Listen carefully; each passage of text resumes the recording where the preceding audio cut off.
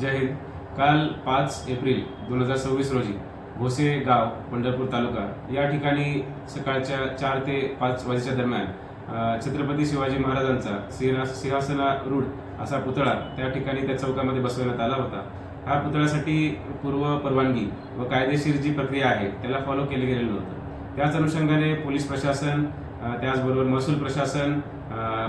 जिल्हा परिषद प्रशासन त्या ठिकाणी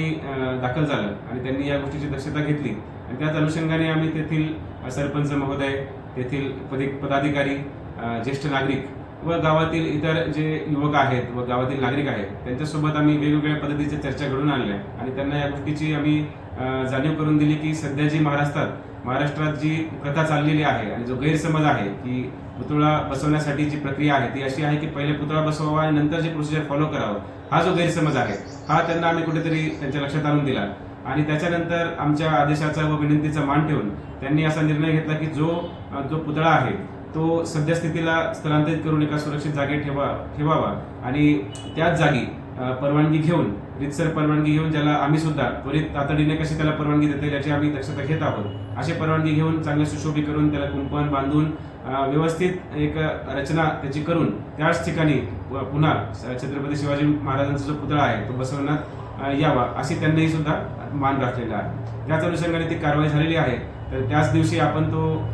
जे ग्रामस्थ आहेत त्यांनी तो पुतळा तिथून हलवलेला आहे आणि परवानगीसाठी त्यांनी अर्जही केलेला आहे आणि या परवानग्या पुढे चालूही राहत आहेत। त्याच अनुषंगाने जेव्हा केव्हा परवानगी मिळतील आणि येत्या लवकरात काही दिवसांमध्ये तेव्हा तो शिवाजी महाराजांचा पुतळा रात्रीत अंधाराच्या त्या वातावरणात न बसवता गाजत वाजत त्याचं मला वाटते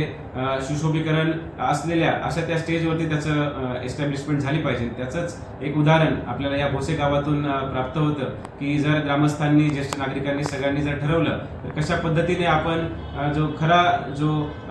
ज्या पद्धतीने छत्रपती शिवाजी महाराजांचा पुतळाचं उद्घाटन असेल किंवा त्याचं बसवणे असेल आणि गाजत वाजत हा जो काही उत्साह तो साजरा केला पाहिजे असं त्यांनी एक छान असं उदाहरण सोलापूर जिल्ह्यासाठी किंबहुना राष्ट्रासाठी, राज्यासाठी व देशासाठी सुद्धा समोर ठेवलेलं आहे असं मला वाटतं। याच अनुषंगाने आम्ही उद्या दिनांक 7 एप्रिल 2026 ला SDM साहेब असतील, आम्ही आहोत,